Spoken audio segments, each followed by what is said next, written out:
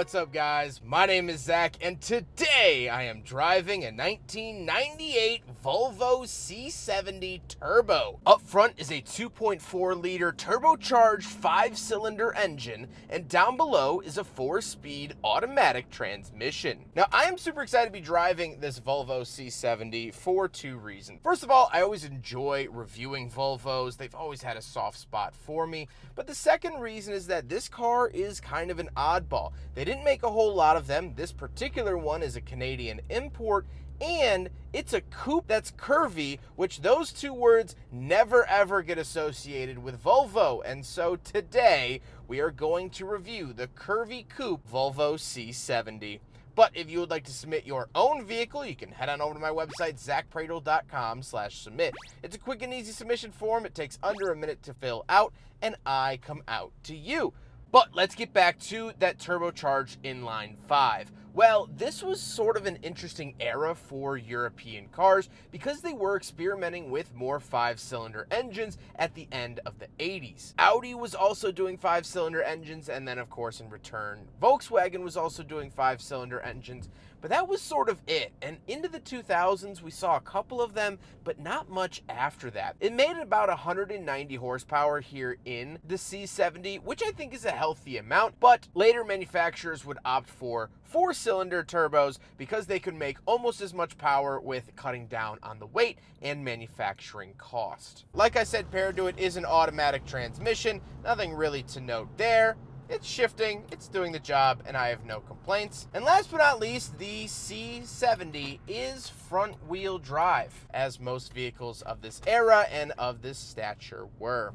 How does it feel to drive the C70? Well, it is an interesting mix of sporty and luxurious. It does have that more relaxed coupe cruiser sort of feel. The steering is a little bit heavy. However, I wouldn't say that this car falls strongly into either category. I wouldn't really consider this a sports car, and I wouldn't consider this a comfy cruiser. Like I said, it's somewhere in the middle. Because of its age, you do get some creaks and rattles from the plastic on the interior as well. This is where Volvo interiors started to go downhill, and we'll talk more about that towards the end of the video. But with that stuff out of the way, let's talk about the interior. Well, in front of me, I have three main gauge areas. Off to the left is my fuel and coolant temperature. In the center is my speedometer in kilometers. Like I said, this is that Canadian import. And off to the right is the tachometer. The steering wheel doesn't have anything on it besides the little Volvo badge, which really reminds me of their semi-trucks more so than their passenger vehicles. And off to the left, we have our climate control vent, headlight switch, gauge dimmer switch, and then front and rear fog lights, really showing their European heritage.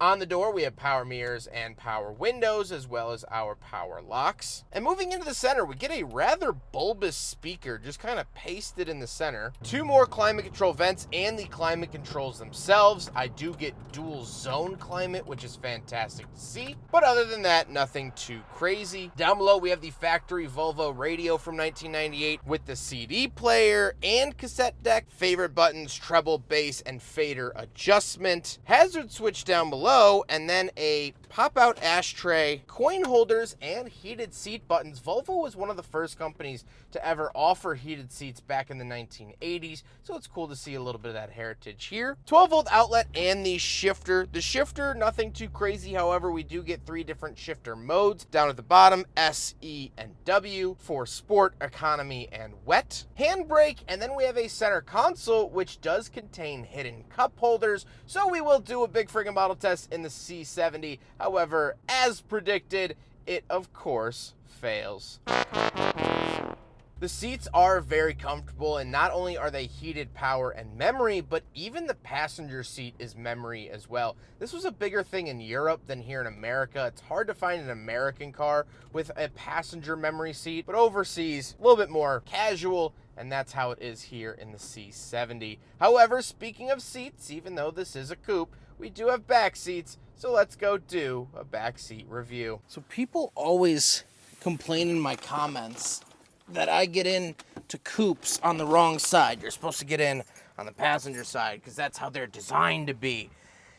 It's still sucks. But once we are back here, it's actually decently comfortable. Head is, well, hitting the ceiling just a little bit, but if I sort of crane my neck a little bit, it'll be okay. I don't get any amenities back here, but this is one of the very rare Volvos that the back seats aren't that great because it's a coupe. There's not a lot of Volvo coupes out there, and so you could have bought something else in the era, but what can you do? Let's hop into the trunk and talk about the cargo space. All right, around the back of the C70, single key here. And there we go. That is the rear trunk space of the C70. Not anything too groundbreaking. However, it is a pretty good amount of space for it being a coupe. We can come down here and fold this up. We do get a spare tire and jack and all of that stuff. Some little cubbies over here with a light. However, nothing really too crazy to write home about besides that. So here is the trunk space of the Volvo C70. Now we gotta talk about the looks, and this was one of the most polarizing parts of the C70 because every Volvo that came before this one was boxy. That was sort of Volvo's look. They were the boxy cars. And so when this design came out, it actually sort of broke the minds of Volvo buyers. They couldn't even comprehend how swoopy and curvy this car was. One of the designers was actually quoted as saying, "Play with the toy and throw the box away," when referring to this design style that they were moving towards. So it's nice to see them actually stepping into the 21st century with 2 years to spare. However, with all of that being said, let's get on to my final thoughts. What do I think driving this Volvo C70? Well, in terms of an actual driving experience, it's been fine. Like I said, it's been an okay mix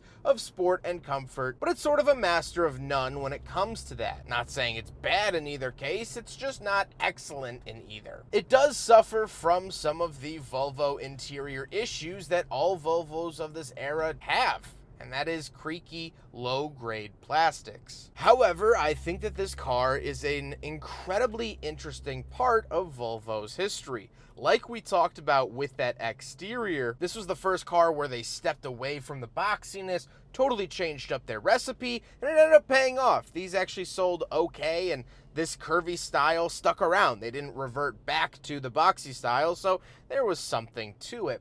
But the other thing is that 1 year after this car was built, 1999, Ford acquired Volvo and would keep them until 2010, where they sold them to their current owners of Geely, or whatever it's called. So this is one of the most prolific and most obvious switchover years for Volvo as a whole. With the looks and under corporate management, everything changed from 98 to 99. And so to be driving something that is that important piece of Volvo's history, I would say a design language that is still at least partially in use here today with modern Volvos, that to me is really special. And that's why I was so excited to show this C70 to you here today. I hope you guys enjoyed the video. Huge thank you to Jackson for letting me take out his Volvo C70. Like I said, I was so excited to drive this. Jackson has been absolutely wonderful to work with. We're filming a handful of his vehicles here today, so he has been wonderful for the channel,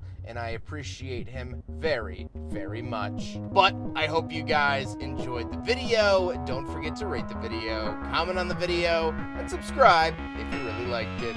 Take care, guys.